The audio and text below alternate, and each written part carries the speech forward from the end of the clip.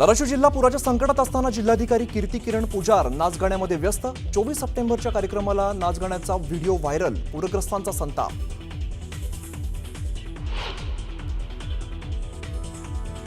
गेवराई तालुक्यातील सिरसमार्ग मोसंबी पट्टा महापुरात उद्ध्वस्त।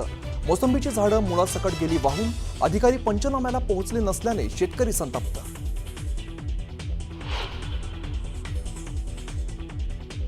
बीडच्या हिंगणे हवेली आणि टाकळ गावामध्ये नदीनं प्रवाह बदलल्यामुळे शेती गेली वाहून। सिंदफणा नदीच्या काठावरील गावांना मोठा फटका।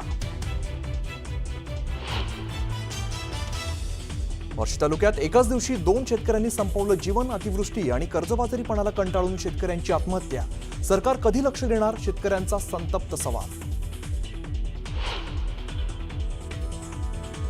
लातूर जिल्ह्याला मुसळधार पावसानं झोडपलं। नदी नाले ओढ्यांना पूर। सिनगाव जवळच्या पुलावरून पाणी वाहत असल्यामुळे मार्ग झाला बंद। मनसे अध्यक्ष राज ठाकरे उद्या आणि परवा मराठवाडा दौऱ्यावर। मराठवाड्यातील पूरग्रस्त भागाची राज ठाकरे करणार पाहणी। लातूर, धाराशिव, सोलापूर आणि बीडमध्ये पूरग्रस्तांच्या बांधावरती जाऊन घेणार आढावा। अमरावतीच्या पंचवटी चौकामध्ये रवींद्र चव्हाणांचा ताफा अडवण्याचा प्रयत्न। काँग्रेस कार्यकर्त्यांनी ताफ्यावरती फेकलं सोयाबीन, तर भाजपाकडून बँड वाजवत स्वागत। अमरावतीमध्ये काँग्रेस आणि भाजप कार्यकर्ते आले आमने-सामने। दोन्ही पक्षांच्या कार्यकर्त्यांकडून जोरदार घोषणाबाजी।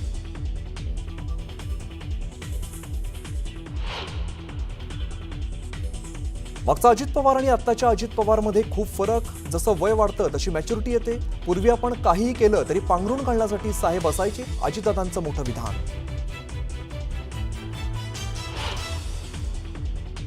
सतीश उर्फ खोक्या भोसलेला जामीन मंजूर। तरुणाला बॅटनं मारहाण प्रकरणी जामीन। 4 महिन्यांपासून खोक्या जेलमध्ये।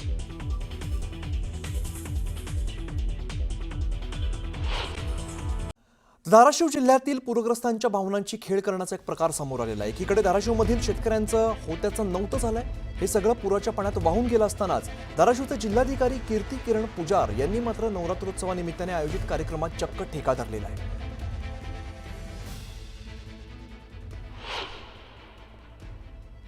या संदर्भात प्रताप सरनाईक काय बोलतात आपण बघूया।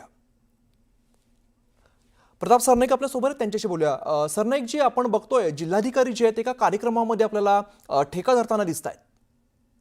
नाही, तो कार्यक्रम तुळजाभवानी मंदिराचा सांस्कृतिक महोत्सव आहे आणि लोककला जी त्या जिल्ह्यातली आहे त्या लोककलेच्या माध्यमातून तो 9 दिवसाचा कार्यक्रम तुळजाभवानी माता मंदिराच्या परिसरामध्ये मंदिर देवस्थानानंच ठेवलेला आहे आणि त्याचे अध्यक्ष जिल्हाधिकारी असतात।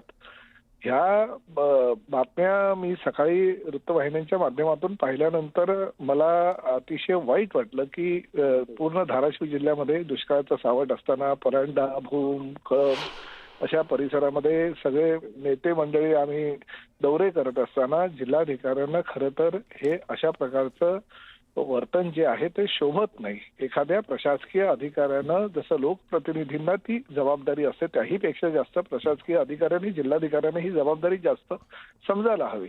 परंतु भावनेच्या भरामध्ये जर अशा प्रकारचं त्यांनी कृत्य केलं असेल तर ते निंदनीय आहे। मी सकाळीच त्यांची कान उघडणी केली, पण त्याचबरोबर ही सुद्धा गोष्ट तेवढंच बघणं गरजेचं आहे की गेल्या 4 ते 5 दिवसामध्ये प्रचंड प्रलय असताना या जिल्हाधिकाऱ्यांनी रस्त्यावर पाण्यात उतरून सर्वसामान्य गोरगरीब जनतेची सेवा सुद्धा केलेली आहे, हेही विसरता कामा नये।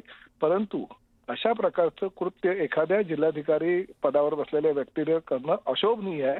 त्यांनी अशा प्रकारे जे वर्तन केलंय त्याचा मी त्यांच्या समोरच निषेध केलेला आहे। आता पावसाची आणि पूरस्थिती जिल्ह्यातली बघता मी त्यांची कानं उघडणी केलेली आहे, परंतु अशा प्रकारचं कृत्य असमर्थनीय आहे।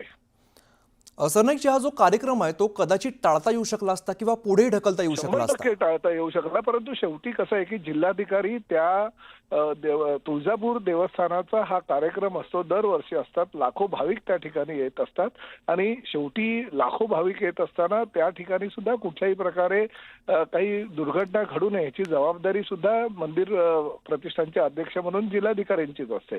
कार्यक्रमाला जाणं काही गैर नाही, पण कार्यक्रमाला गेल्यानंतर त्या ठिकाणी जिल्ह्यात अशी परिस्थिती असताना त्या एखाद्या गाण्यावर ठेका वगैरे धरणं हे निंदनीय आहे। हे कधीच अशा गोष्टीला आपण क्षमा करत नसतो, कारण महाराष्ट्राची जी संस्कृती आहे, जी परंपरा आहे, ती जतन करण्याचं काम तुम्ही करा, परंतु ते करत असताना अशा प्रकारे अशोभनीय कृत्य तुम्ही करता कामा नये. अशा प्रकारची मी त्यांना सकाळी तंबी दिली असं म्हणायला हरकत नाही, परंतु ह्या कृत्याचं समर्थन कधीच कोणी करू शकणार नाही. आणि पालकमंत्री त्या जिल्ह्याचा म्हणून तरी मी निश्चितपणे नाही.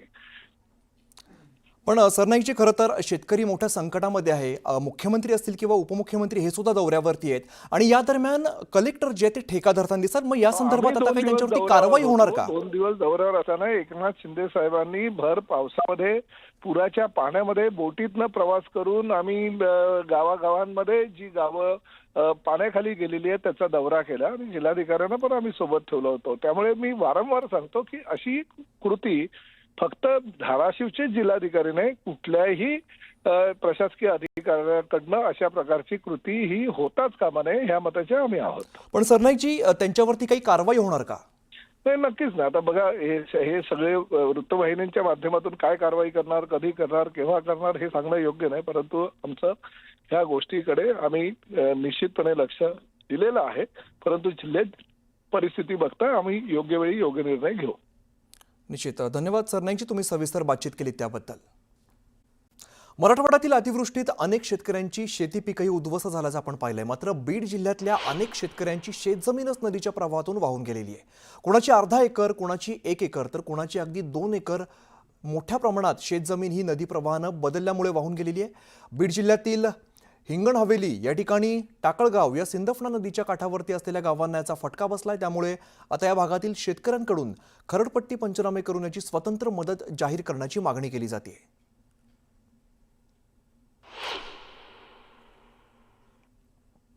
आहे हा काही खड्डा वगैरे नाही आहे, तर हे एका शेतकऱ्याचं शेत आहे आणि ते शेत नदीच्या प्रवाहामध्ये वाहून गेलं आणि त्यामुळे या ठिकाणी तब्बल 12 फुटाचा खड्डा पडलेला आहे.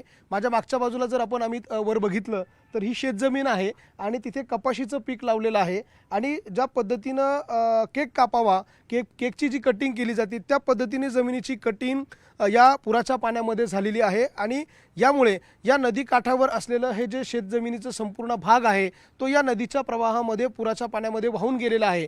त्यामुळे केवळ हे वर असलेलं दिसणारं जे सोयाबीनचं पीक आहे, कपाशीचं पीक आहे त्याचं नुकसान झालं आहे असं नाही आहे, तर ही शेतजमीन वाहून गेलेली आहे. त्यामुळे या शेतकऱ्यांचं प्रचंड नुकसान झालेलं आहे. ते या शेतकऱ्याच्या सरकारच्या 5-25 हजाराच्या मदतीनं भरून निघणार नाही आहे. या शेतकऱ्याला ही जमीन जर पूर्ववत करायची असेल तर लाखो रुपयांचा खर्च लागणार आहे. हा 15-20 फुटाचा पडलेला त्याच्या जमिनीतला जो खड्डा आहे तो जर भरायचा असेल तर त्याला लाखो रुपयांचा खर्च जो आहे तो येणार आहे आणि त्यामुळे या सगळ्या नुकसानीचे खरडपट्टी पंचनामे ज्याला आपण म्हणतो ते स्वतंत्रपणे करण्यात यावे अशा प्रकारची मागणी या भागातल्या शेतकऱ्यांची आहे. ज्यांची ही जमीन आहे ते शेतकरी आपल्यासोबत आहे. आपण त्यांच्याशी बोलणार आहोत. तुमची किती एकर इथे शेती आहे, कुठलं पीक लावलंय आणि किती जमीन तुमची या पुराच्या पाण्यामध्ये वाहून गेली आहे? आता माझं इथं सगळं 8 एकर क्षेत्र आहे आणि याच्यामध्ये 2-3 एकर ऊस आहे. त्याच्यामधलं 2 एकर असं पूर्ण वाहून गेलं की त्याच्यात नंतर पीक घेऊ शकत नाहीत भर केल्याशिवाय. असं ह्याच्यात इतकं डोक्या इतकं वाहून गेलं पूर्णच. मागणी काय? मागणी आता जे पिकात नुकसान झालंय ते पिकाची भरपाई करावं शासनाने आणि दुसरं म्हणजे जी जमीन आमची वाहून गेली याची भर वगैरे ते द्यावा. बरं ताई. बाबा, तुमचं काय नाव आहे आणि तुमची जमीन कुठे? माझं नाव विठ्ठल रामकिसन गव्हाणे. जमीन टाकळगावच्या शिवारात आहे. किती एकर जमीन? 7 एकर जमीन आहे. त्यापैकी 3 एकर जमीन खरडून गेली नदीच्या कडेला आहे. 3 एकर जमीन अशी खाली परसभर खड्डा झालेला आहे. ती भरायची असेल तर किती खर्च येईल तुम्हाला? भरायची असली तर आता ते 5-1 लाख रुपये खर्च येईल. तो मिळेल, सरकार देईल असं वाटतं का? काय देईन आता सरकार, काय देईन तिचे काय देत आहे काय आहे. आपल्यासोबत आणखी काही या भागातले शेतकरी आहे. तुमची काय मागणी? हे सगळे जमीन जी वाहून गेलेली आहे ती पूर्ववत करायची असेल किती खर्च आहे? सरकारकडे काय मागणी? माझी 8 एकर जमीन आहे. त्याच्यातली 3 एकर जमीन पूर्ण वाहून गेलेली आहे आणि ती जर भरायची म्हटलं तर आता मला लय खर्च लागणार आहे. कारण की 30 फूट जमीन नदीच्या लेवलपासून 30 फूट वरती माझी 3 एकर शेत वाहून गेलेलं आहे. ते जर भरती करायचं म्हटलं तर कमीत कमी मला 5 ते 6 लाख रुपये खर्च येईल. तुमची शेतजमीन कुठे आणि किती नुकसान तुमचं झालं? ह्याच्या पलीकडेच आमच्या 8 एकर शेती आहे. सर त्यातली जवळपास 6 एकर अशी खरडून गेली आहे. म्हणजे जवळपास त्या 6-7 फुटाचे असे खड्डे पडलेत. पाणी इतकं प्रवाहाने होतं की ते जोरजोरात आदळून ते खड्डे पडून सगळी माती वाहून गेलेली आहे त्यात. आता इथून पुढं कोणतंही पीक त्यात घेऊ शकत नाही अशी जमीन झालेली आहे. सरकार खरडपट्टी पंचनामे कसे करणार आणि कशा पद्धतीने या शेतकऱ्यांना मदत करणार हे सगळं बघणं महत्त्वाचं असणार आहे.